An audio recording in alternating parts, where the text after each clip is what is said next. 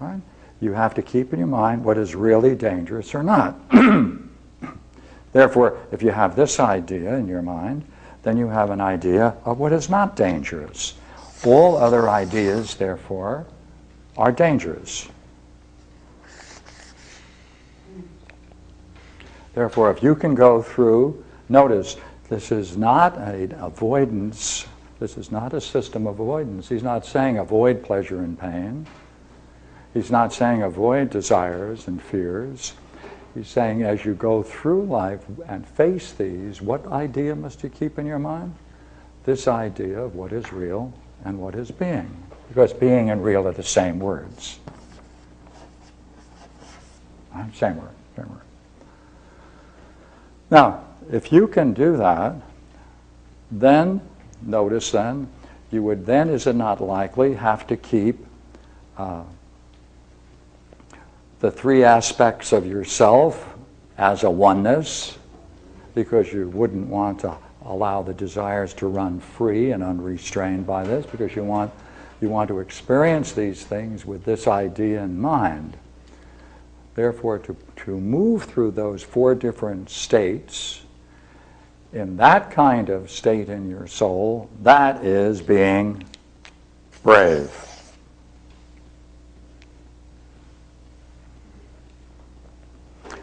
Doing that then, right, we can assume if temperance is there, then reason is in charge. Reason is in charge because it's holding on to what is real. Would you not agree that there are certain times if you face fears and pains, you may have a certain view about the nature of reality, which is that it's frightening and maybe evil and maybe harmful and all of these other things. He's saying, good heavens, that's the most dangerous view you can have. Because if you have that idea, then this experience of pain and fear then generates suffering. That's what generates suffering. Right? Because, pardon me, when you find yourself in a situation that is fearful and in pain, if you then think that whatever is the cause of your pain and your fears is evil, demonic, in any way negative, therefore it's going to heighten the experience, is it not? And pain transforms into suffering. When we go to a dentist sometimes, or for some kind of medical help, you may end up experiencing greater pains than you would normally in many situations. But if you were to think at the middle of that, whatever the process you're going through with your dentist, if you believe the dentist is really doing that because he's really in disguise and it's really a sadist and he just loves drilling teeth and he loves putting you through pain, what happens to your pain? It magnifies, and therefore that produces suffering. Right? That produces suffering. So Plato is saying, look here, we have to deal with this problem. We have to cut through it. We have to go through it. We have to sidestep it. And the way to sidestep it is that you have an idea about the nature of what is real within your own soul. Now, this is really saying, is it not, if we keep to the language we had a moment ago, that means what is God and what is God's, God and what is God's, is perfect. That means, therefore, does it not, that this must be God's. Right? Well, in metaphysics, being is the overflow of the one. It is the first creation. It is the first creation. Therefore, it is God's, the first creation. And in theology, of course, being also is the Logos, right? That's the Logos, right? And the Logos, of course, as you know, is another word for the first creation, because the Logos is the first creation. First Son of God. Logos, the Son of God, first creation. All right, I just wanted to put that in for a moment so we can push. Now look here. Notice in this that this is a practice. This is a practice. It's something you're doing. You don't know that this is true. This is a belief. You're accepting a belief, putting it into your soul. It's a belief.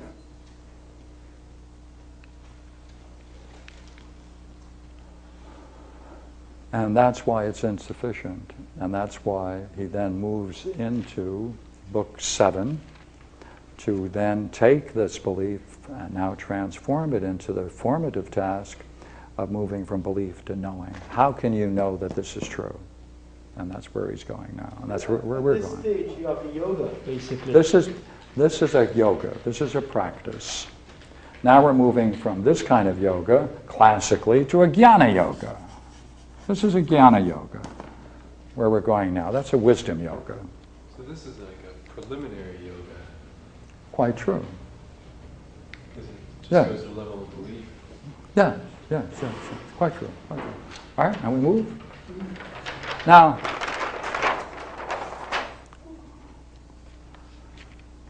let me hit a couple of things which are fun before I leave them. I put in a couple of quotes I like from the Republic.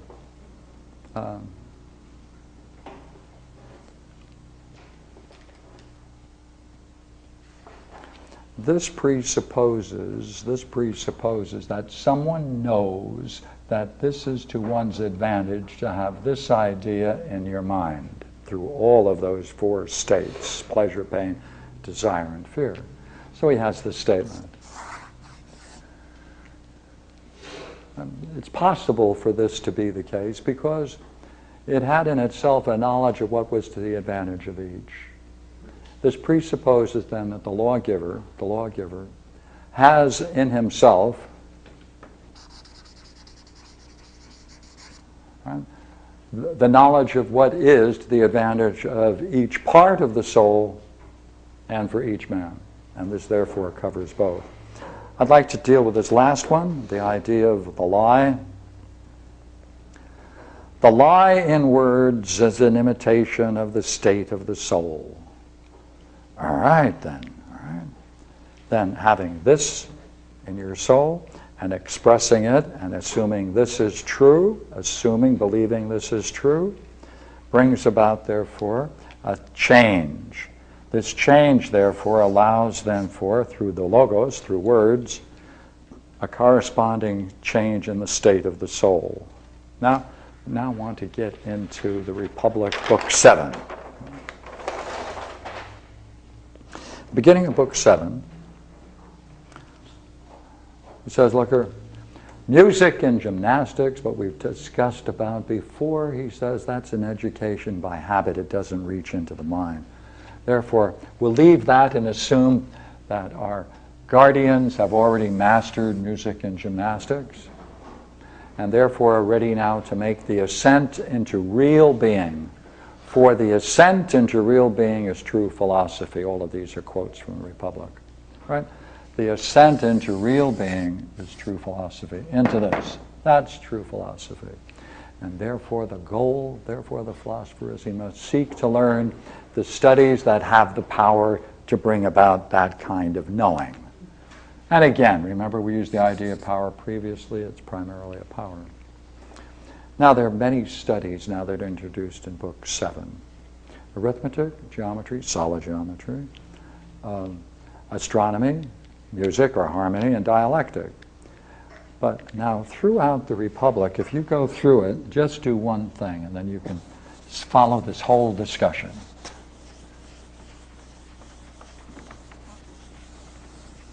As he talks about arithmetic, as he talks about geometry and solid, which he doesn't study, astronomy,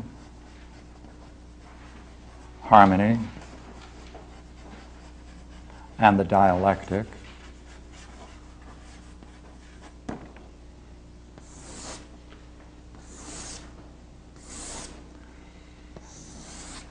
you can go through each one of these subjects and you can see with how much care he describes the popular way of understanding these subjects